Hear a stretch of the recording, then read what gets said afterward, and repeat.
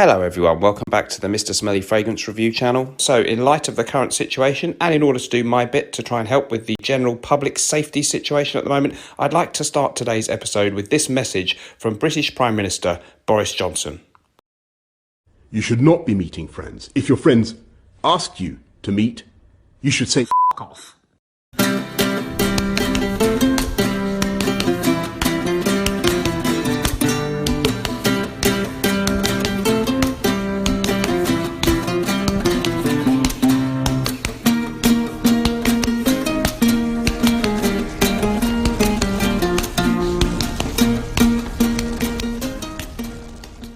Hello everyone, welcome back to all of you in the Smelly Army. So despite my little joke there about the current situation, I hope everybody out there around the world, wherever you are, is doing okay in the current health crisis situation.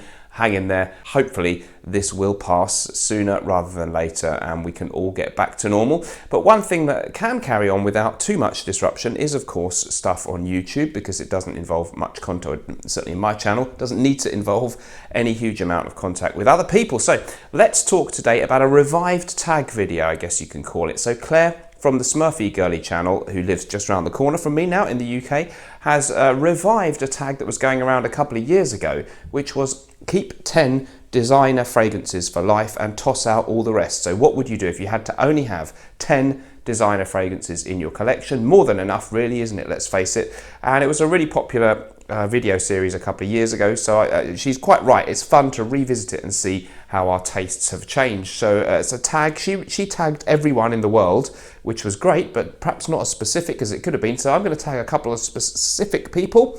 One more in hope than expectation is Lex Ellis, who doesn't upload as many fragrance videos as he really should. So I hope he'll come back and give us his video about this one. And I'm also going to tag over in the USA.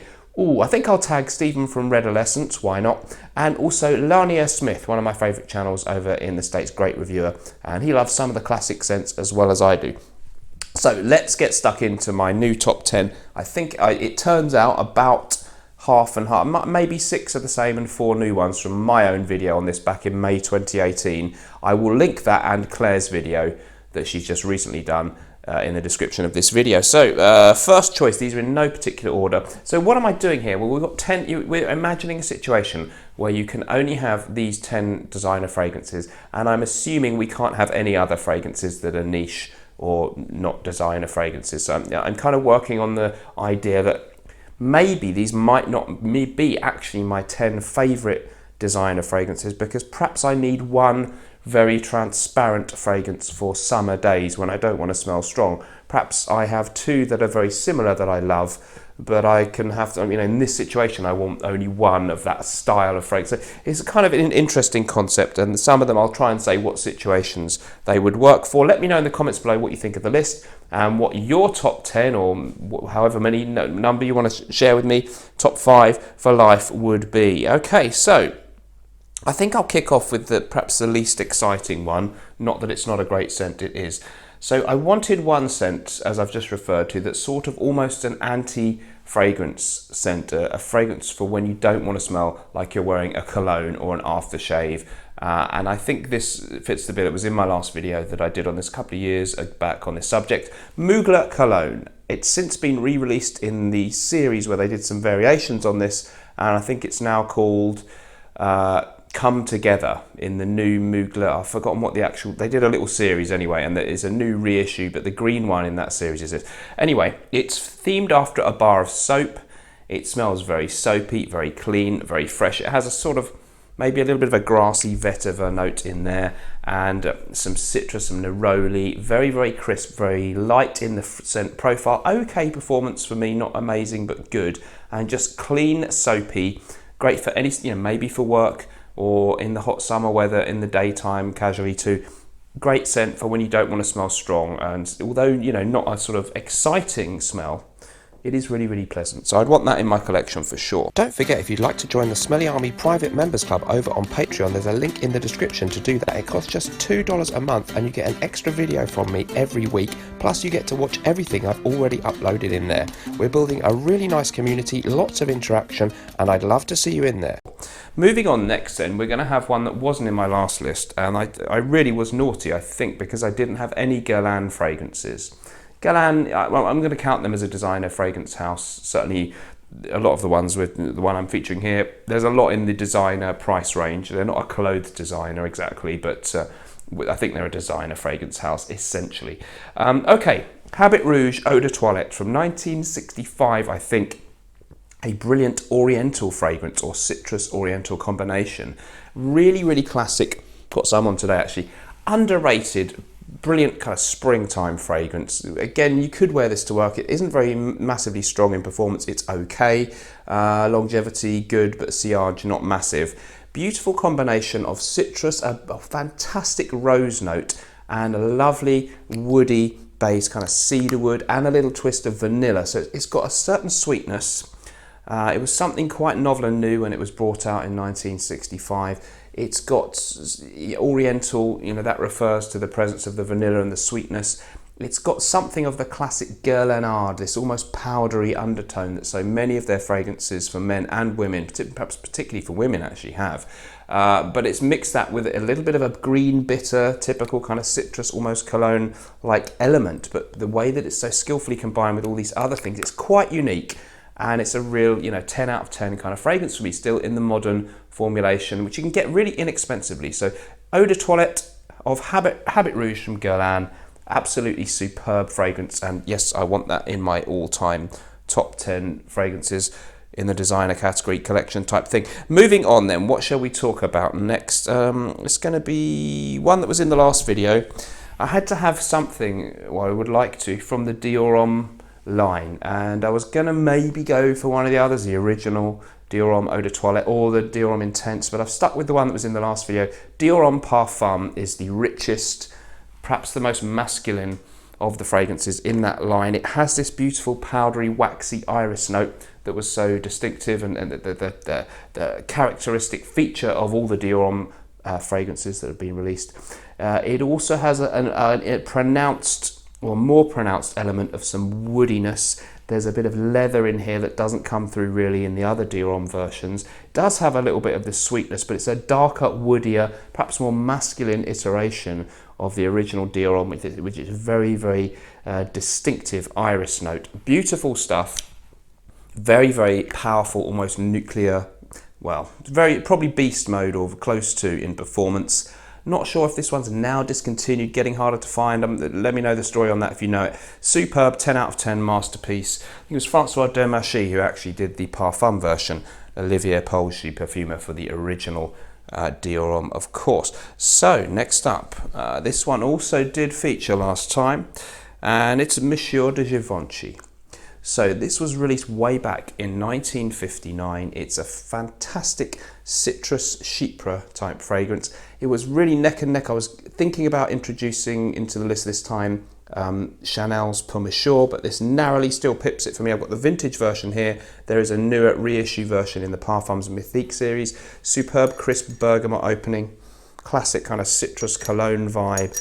And then this kind of the herbal stuff comes through after that. Herbal, herbaceous type notes. There's a greenness about the fragrance and a fair bit of lavender in there too, but it's light, it's airy, it's fresh, it's gentlemanly, definitely a real gentlemanly classic cologne vibe, and very, very refined indeed. Again, probably for me a good one for me in a daytime situation for work and that kind of thing. Sillage, even on the vintage version, it's not a massive performer at all, but I can apply fairly liberally, and I really do still love that, just the understated, delicate brilliance of Monsieur de Givenchy. One of my favourite houses, actually, when I look at some of the old fragrances that I really cherish from them. Okay, next then, I've just done a video about this in my series about all-time classics, which I'm hoping to continue with some very regular uploads, knocking out these videos in the POV style, where I just film the bottle. And it was the one I did a few days ago, Terre, of course, from the House of Hermes, the amazing release from 20 or 2006, perfumer Jean-Claude Eleanor, his real masterpiece, and it's supposed to sort of symbolize the earth, the combination of earth, minerals and woods. I think he made a little sentence up about lying on your back, looking up into the air, appreciating your connection with the earth or something. That's all a bit silly, but the smell's beautiful. Some people say it smells like a dirty orange or an orange rolled in earth. There's a really, really nice vetiver base note in this one, which is combined with a beautiful orangey tone. And that's probably the simplest description. ISO-E Super plays a big role as well, a very common synthetic note that makes things perform well, a very crowd-pleasing kind of accord. So it's orange with earthy, woody vetiver, and some people say cedar note as well in the base. Very, very kind of grown-up and classy smelling, but very versatile. Doesn't smell old-fashioned, definitely kind of a 21st century release, but super versatile. All kinds of situations, would be a great signature scent. Maybe certainly in colder seasons, I find, if I want something for daytime, maybe just for simple stuff like work or whatever. This is just, yeah, when I can't think what to wear, Terre is really, it might not be the fragrance that really inspires and excites me the most, but it's a great go-to for any occasion. So yeah, definitely worthy of inclusion in the list. I think at the moment, of course, it would change if you ask me next week or 2 weeks time. Maybe I'll have changed one or two of these, who knows? Okay, next up, another one that did make the other video, Egoist from Chanel. I'm lucky enough to have a slightly older vintage formula there. You can tell, I think, normally if Eau de Toilette is written above the word Chanel, that's from the olden days. I'm not sure when that all changed. Egoist is very rich, very creamy, has a fantastic sandalwood. Oh, yeah, wonderful. One of the best sandalwood accords in any designer fragrance. There's, I think, mandarin or tangerine, depending who you ask in the opening. Most people pick up on a cinnamon note in this one. So there's a spiciness, a woodiness, there's ambrette seed, so there's an undertone of sweetness. And, as I say, fantastic creamy sandalwood, very grown up, not so much a freshie. Perhaps a slightly old-fashioned or certainly a mature vibe, but not really old-fashioned. It doesn't smell like many other things out there. So it's rich, it's got good performance, certainly in the old version that I've got here. Very, very beautiful, creamy sandalwood note combined with spices, and just an all-time classic. First released actually in 1987. I think it was called Bois Noir. I think that was the name. And it was kind of, that didn't work out. They re-released it in 1990 as L'Egoiste. And then at some point the name changed simply to Egoist. It's superb stuff, guys. If you haven't yet checked it out, you must. You can find it in many department stores. Hopefully they'll all be open again soon. Next up then, this was not in my last list, but I thought, yeah, I want this in. LALIQUE Pour Homme Eau de Parfum. Famous for smelling very similar to Creed's Bois de Portugal, which of course I can't have if I'm only having 10 designer fragrances, so this would be my next best thing. Superb, citrusy bergamot opening. Wonderful spiciness, tons of lavender, and this lovely kind of dusty, woody feel that Creed's Bois de Portugal shares with it. This one a little bit more sweet. There's a lovely vanilla in the base and a powdery kind of feel, very sort of grown up smell. It was, I think, Maurice Roussel, the perfumer, who gave us this one. Very, very inexpensive, nice performance. I've actually got some compliments on this one, even an unsolicited one once, which was, you know, that's rare for me and I really, really love it. So LALIQUE Pour Homme, if you like your Bois de Portugal, check this one out. If you can't afford Bois de Portugal, you can't justify spending that kind of money on a fragrance from Creed, or if you simply would like to wear that or something in that vein a little more often and you don't want to kind of waste your precious Bois de Portugal, this would be a superb option. It's a little bit different, but it's a lot in the same vein. Classic, gentlemanly, brilliant smell from the, I think it was the 2000 or something that was released. I think I've got 3 left. Oh, we've got one more from Dior. This didn't make the last list. I think I put Eau Sauvage Parfum, the 2012 version, but I'm going with this one now. The original Dior Eau Sauvage. I've got a vintage one, which you can tell if it's got a box like this. Let's see the bottle. Just a classic all-round citrus aromatic masculine fragrance. It was Edmund Rudnitska who composed this, and it was released back in 1966 first. It has sensationally beautiful, crisp citrus opening. It uses the note of hedione to great effect, which is a note derived from jasmine. There's a kind of woody, musky base and a really, really just a superb all-round combination of citrus, woods, some floral tones. You might pick up on jasmine. I think rosemary, there's this kind of green herbal thing in there. and it's absolutely marvellous, rightly regarded as a masterpiece. The new modern version is still really good, but if you can get the vintage, it's better. Performance decent, not amazing, even in the vintage. Just a citrus aromatic classic. I guess it sits alongside Monsieur de Givenchy in the mood you'd wear it in. It's a little bit more stuffy and gentlemanly maybe than Monsieur de Givenchy, and this one a little bit more timeless and fits in with our modern era and won't smell old-fashioned. I like smelling old-fashioned, but this doesn't. But it smells really, really lovely and brilliant. And I don't think that many people wear it anymore because everyone gets the blue bottle one, Sauvage, which I don't care for as much. Okay, last two. This one was in the last list as well. Givenchy INSENSE. I think it's the only one that's outright discontinued here. And this was released in 1993. Superb, one of the best masculine floral fragrances ever. Citrus, blackcurrant, a kind of undertone of fougere-ishness, aromatic fougere type accords, and very lovely florals in this one. It's, I can't remember all of them, magnolia, one of them. I don't pick out very well different floral notes, but it definitely to me smells like spring blossom. We're just coming towards spring now, and you can see the pink blossom on the trees, and it really encapsulates the feel of how spring blossom perhaps you might like it to smell. It puts a smile on my face when I wear this, or even when I do that. It's such a happy smell. Such a shame that you can't get it anymore. But if you do manage to stumble across a bottle of the Eau de Toilette or even the aftershave on eBay, snap it up if the price is not too bad. Decent performance actually, good sillage, gets you compliments, gets you noticed, I find when I wear it, and it's brilliant. So INSENSE, Givenchy. Finally then, it's going to be Yves Saint Laurent, sadly now, again I think discontinued, Rive Gauche. This is the original tin can version, released in 2003. Widely regarded as one of the best masculine barbershop fragrances, and often described, the cliche is to describe it as smelling like a really good shaving foam. Not a bad description. The can looks more like a hairspray, or could be a shaving foam can. Superb fragrance. It was under the creative directorship of Tom Ford that they released this one in 2003. Then it went away. They reissued it in a sort of cube bottle back in 2011, but I think even that's gone now. But if you can pick up either version, you won't go far wrong. They smell very similar. So again, the usual kind of fresh bergamot stuff in the opening, a little bit of a star anise, almost licorice-esque note, and very much a lot of lavender in this one.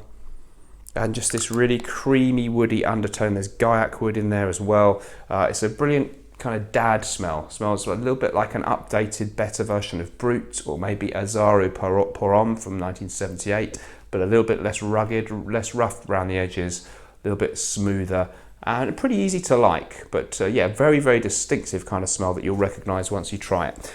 Rive Gauche Porom would still have to be in my collection. It would be the only real out-and-out barbershop-ish smell. Guys, that's it. Thank you ever so much for watching. Remember, whatever you're doing in life, let's project. I'll see you in the next video. Take care. Bye-bye.